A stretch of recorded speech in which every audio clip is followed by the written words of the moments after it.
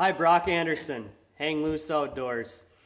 I want to give you a quick Grand Rapids area fishing report. It's June 11th today.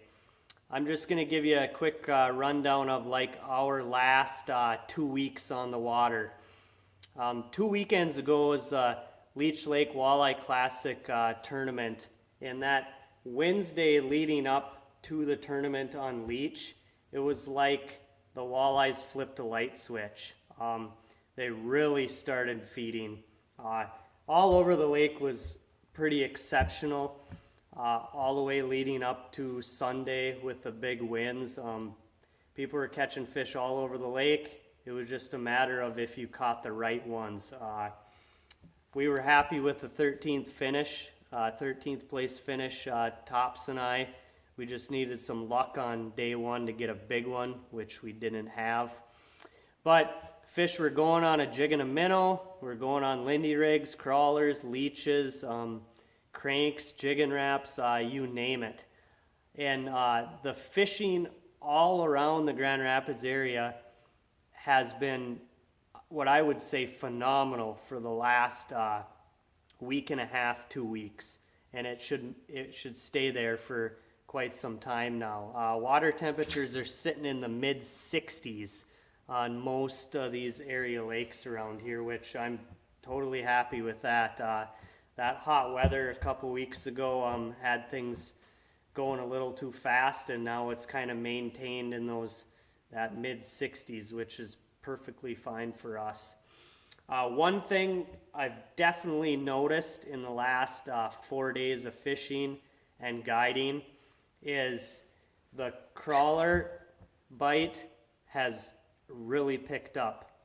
Saturday I had a guide trip up north, and we were catching fish right away in the morning on a jig and a shiner. That was dominating.